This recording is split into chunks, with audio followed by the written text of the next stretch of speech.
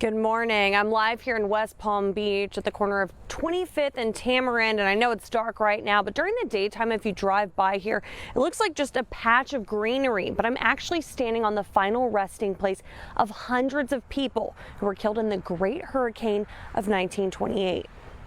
It's the biggest disaster you've probably never heard of. To think that a hurricane killed as many as 3,000 people just in the United States, almost all of them in Florida, and most Americans never have heard of it, is remarkable. The hurricane of 1928 swept over Florida, going through Fort Pierce, Palm Beach, all the way out to Lake Okeechobee.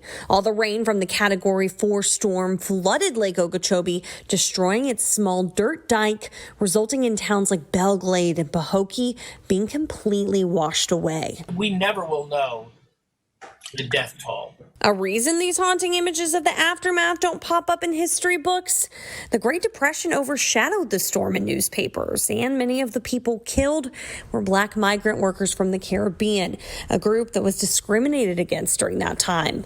While the hurricane isn't talked about much, it still impacts the way of life here in South Florida. If you want to know about the impact of the 1928 hurricane, just drive around out to the lake.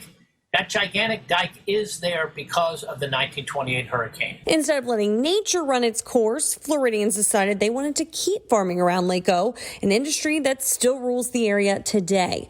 The Hoover Dike was put up around the lake to protect farmland and prevent more flooding. If the dike was not there, all the sugar fields, the 700,000 acres of sugar fields, would not have been built, because they would have flooded all the time. And to keep the dike from breaking again, like in 1928, we have discharges from Lake Okeechobee instead of letting it naturally flow south.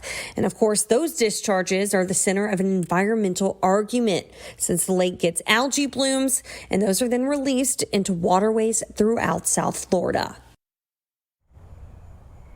Another impact that this hurricane had on our area are mass graves like this one in West Palm Beach and in Port Mayaca, reminding us that Mother Nature can bring true tragedy. Live in West Palm Beach, I'm Madeline Montgomery, CBS 12 News.